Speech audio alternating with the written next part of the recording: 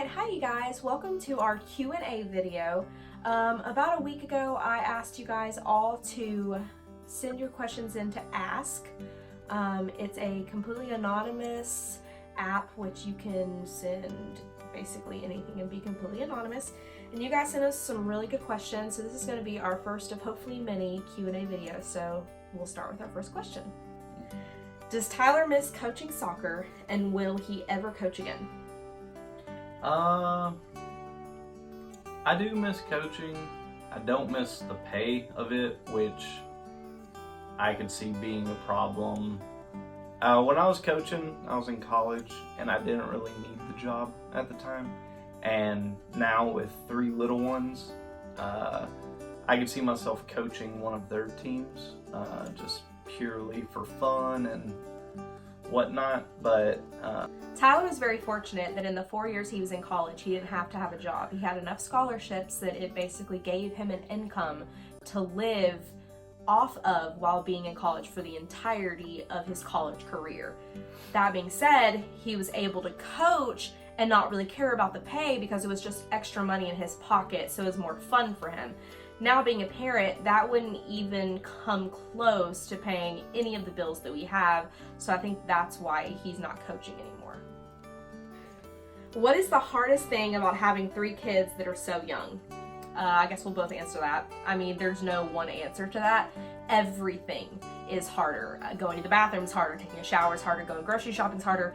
Everything is harder. And what I mean by that is when we have just 2 kids, it is light years of a difference. It doesn't matter which kid you take out of the equation. Just having 2 is like a lifetime of difference.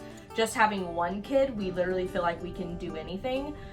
So I literally think there is no one answer about what is the hardest. I just think everything is more difficult, and I don't say that to be complaining. I love our 3 girls. They're the best thing that's ever happened to us. We love having them, but everything is more difficult. Every task is more difficult. Just washing dishes, is an impossible task with 3 children. Cleaning a house is impossible. Doing laundry is impossible. So when they're that little. Yeah, when they're this little. When they're all under the age of 5, it is quite literally impossible to get anything done. So if you're watching this and you're like, I have 3 kids under the age of 5 and I do it, good for you. Come do it at my house.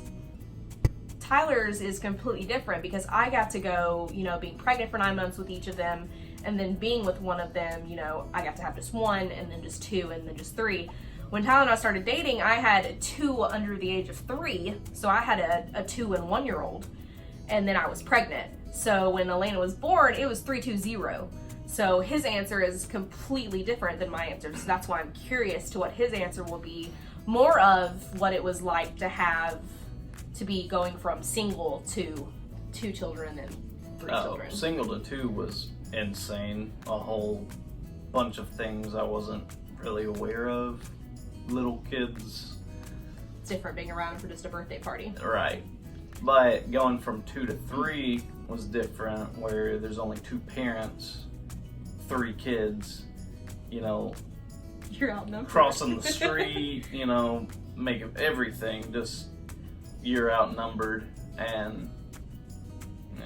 We've kind of gotten a system for everything, like getting the girls out into the car. We quite literally high five when we're done, because it used to take us such a long time, and both of us would get so frustrated getting everyone out the door and finding everyone's shoes, finding everyone's socks, then getting ourselves ready after getting 3 kids ready, getting a full, diaper bag packed, making sure everyone has their animal that they want, making sure Elena has her spoon. Snacks. Yeah, everything like that. But now that we've got it down to a system to where we're not frustrated, we feel like we've really come a long way as partners, as co-parents together. And it just really shows how far we've come since Elena was born. Carlie and Rosie are both getting older and able to do more on their own, specifically for getting in a car.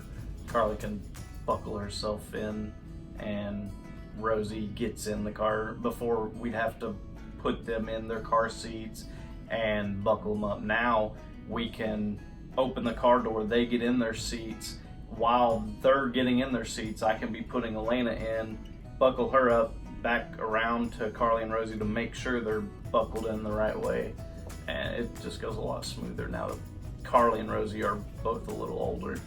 little bit of a story time because of what he said. Do you remember the time, it was since we've lived here, where Rosalie wouldn't even get in the car by herself, and she literally had a meltdown. She had a full-fledged meltdown in this parking lot. So that's just how far she's come in 5 months. She screamed bloody murder, like I was beating her, from literally just standing there, saying nothing to her, saying, Rosie, take that step up into the car. Oh yeah, it was And bad. now she full-fledged gets in her seat by herself and can buckle her top strap by herself. So it's insane to watch how far kids have come. Oh, this one's for me. How has Tyler changed as a parent in the 2 years y'all have been together? So I cannot imagine what Tyler did. Like I said before, me being able to go from 1 to 2 to 3, and him literally living on his own, had a bachelor car, and had 2 jobs, and he could just come home and do whatever he wanted, play his video games, watch TV, go to sleep, and to literally know what he was giving up. I know he said a lot more went into it than he thought, but even when he realized, there were many times where he realized what he was getting himself into, and he could have, called it quits or said this was too much for him. In all the fights we've ever gotten into, none of those fights have ever been him saying, being a parent is too much for me. These girls are too much for me. So the biggest way I would say Tyler's changed in the past 2 years is getting less frustrated over little stuff. Tyler doesn't do messes at all. If he could have it, I think our children would never be dirty. So if they eat and crumbs get on the ground, he used to get very frustrated. Crying really frustrates him in a large scale of an amount. He used to have to walk outside, and it's understandable, because I think everyone feels that way. They just learn to cope with it better, and they have had that time to have 1 kid, then 2 kids, then 3 kids. But when you're thrown into 3 kids, I can't imagine doing that. However, he has gotten a lot better at talking to the girls. I think he used to talk to them as if they were adults, as if he thought they understood what he was saying to them, when now he can understand that they are basically like puppies, and they're very one-minded, simple-minded, and don't understand things. So I think he is much more realized now that they're small kids, and to come down to their level and to talk to them like they're a person. And I think he has seen the fruit of that labor of doing that and taking that extra time, and the reaction that he gets out of the girls when he, instead of raising his voice or getting frustrated with them, he just very calmly talks to them, and he gets a much better reaction out of them. So that's definitely the big thing, is that he's gotten a lot better at communication with small pup children. What do you and Tyler do to keep the spark alive in your relationship and friendship with 3 kids? Drugs. Drugs. We date each other. We actually just went on a date tonight. We went and saw The Lion King. It was really good. I think something that a lot of people don't realize is that no one's perfect. We expect forgiveness from everyone. We expect to be forgiven when we make a mistake, but we don't want to give that to someone else. We want someone else to be perfect while we know that we're flawed. And if you can just realize that the person you're with is never going to be perfect, is always going to make mistakes, is always going to annoy you, there's always going to be things that you don't like about that person does. There's going to be days you wake up and you're just like, this person breathing is annoying me. And then in the next instant, they could do something that makes you fall in love with them all over again. And people have actually judged us and looked down on us for dating each other, for doing things without our kids. But if they could just step into our shoes and see our day-to-day, we both work full-time jobs, and then come home, high-five each other while the other person goes to work, and then by the time I get home from work, we spend an hour together until he's falling asleep on the couch, because we have to do it all over again. So how is our relationship gonna last? How are we gonna have a 40, 50, 60-year-long relationship if we don't do things with just he and I? Our kids will grow up, they'll move on, they'll have their own lives, And if he and I didn't keep a friendship and a relationship, if we didn't do things together, we're just gonna be two ghosts living in the same house. He's my best friend. We make each other laugh like crazy. If y'all saw that video I posted yesterday, like, we laughed so much in that video, and it just makes me realize that it's he and I versus the problem, not him versus me. It's pretty good. He's just gonna steal my answer. You said drugs. Yeah, that was a lie. It's so nuts. Do the girls ever ask about their biological dad, and how do you handle that situation? Short answer, no. They don't really. They did for a while, and we handled the situation like any parent should handle it. Children don't need to know anything that is adult level because they are at a child level. So we would simply say, you know, he loves you very, very much. He is busy bettering himself right now, but he misses you, and you are very, very loved by so many people. Because that's all they need to know. They don't need to know anything else. There's no reason for them to know anything else. And just for people to know, no, we don't say anything spiteful about Michael. We wish him the best in, you know, everything that he's going through right now. However, to answer the question simply, no, they haven't asked about him in about a few months. I just honestly think that they're so loved that it doesn't really affect them because they have people to surround them, and so they don't feel like they're missing out on anything. They don't feel like there's a missing piece because he loves them as if, you know, they were his biological children. So that's all that matters about them. If you knew what you did now, would you still have 3 kids the way you did, or would you have stayed single? Ooh, the tea. I would have still been with you. Oh, bless it. Wow. Because y'all my girls. Bless it. Until he doesn't get to play his video games. Yeah, then we'll come back to this question. Oh, this one's for you too. This one is for Tyler. What advice would you give a single guy in the beginning stages of dating a single mom?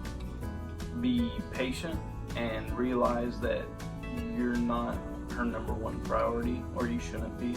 However many kids she has will and should be before you. So just keep that in consideration. If you ask her out and she says, I can't today, don't get upset and think, you know, she's blowing you off. She has tiny humans that depend on her, and if she's a single mom, they need her there. When and if she can get a babysitter or have time to hang out with you, she will. So just be patient and realize that you're gonna be number 2 to them always. And I think another thing, just to put my 2 cents in from a mom, is that you need to kind of realize that if she is dating you, you are of importance. If she ever introduces you to those babies, whoever you are someone that she considers being an influence in those babies' lives, and you need to take that seriously. If you don't see a future with this woman, this isn't just like dating someone. This isn't just a fling. This isn't just someone that you should just hop into bed with. This is someone that it doesn't just affect them. And this is advice that I would give anyone, is someone who is already a parent. You need to already take that as, if you start not just talking to them, but if you are thinking of going into a relationship with that person, it's a serious relationship from the get-go. Tyler and I moved in together within 2 to 3 months. He was staying the night at the house all the time. He was helping me put the girls to bed. He was, you know, doing all these things. So that's just something you need to keep in mind, is it's not going to be something to where you can just see her sometimes and then go back to your bachelor pad and play video games. Once it becomes serious, it's serious fast. You and Tyler are literally couple goals because you make time for each other and realize that this is your best friend. What made you fall in love with each other intentionally? Both of you answer separately. What made me fall in love with Tyler, and I can remember the day actually, we had been dating for about, and it's crazy to say this, I'd already told him I loved him, but I knew that I was in love with him. There was a night where Tyler always stayed till bedtime, and then he and I would leave to go to his place. This is when Michael was still staying there and stuff like that. So I was doing bedtime. I think I was trying to rock Rosalie in the rocking chair, and I come out and Carlie's asleep on the couch, and I was like, oh my goodness, what happened? And he said he just started reading her a book and she fell asleep. And I was like, well, this one's not budging. And he's like, would you like me to try? And he had never asked before. He'd always just, sat on the couch, did his own thing while I did bedtime. And I was like, yeah, sure. I've been trying to rock this girl for 30 minutes. 5 minutes later, I walk in the room and she is asleep, like hugging him. If I can find the picture, I'll insert it here.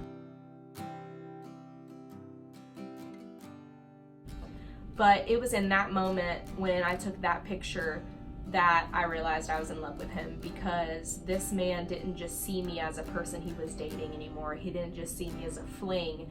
He literally loved my babies too, and you could just tell it from him just wanting to like rock her to sleep and stuff like that. So I think that's the moment. There was actually a moment for me, which I've never had before, where I was like, I'm in love with this guy. Just being around her, I could tell that I was in love with her and I was falling for her. I'd make references to things that, I thought were funny or that I liked, and I thought she'd just, blow it off, but found out she liked these certain things or found this was funny too, and shared the same humor, and just... He said he can be weird around me. I can be weird around her, and look at that smile.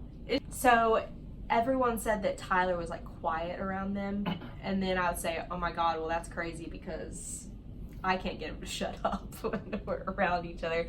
And that's one of the things, someone said that the first time I like hung out with his side of the family, and then on the car ride home he literally looks at me and he goes, that's how I know you're the one. And I said, what? And he goes, because I'm quiet to everyone, but all I want to do is take all that quietness and talk to you. Like, you're the first person when I get off work that I want to tell all my stories to, because I don't like everybody else, don't want to talk to anyone else, but to you I just want to tell everything too. So that was like a moment that I was like, oh, he really likes me. Well, thank you guys so much. We had so much fun answering these questions. We'll do another one of these soon. So thank you guys so much for watching, and we'll see you in the next video. Good night.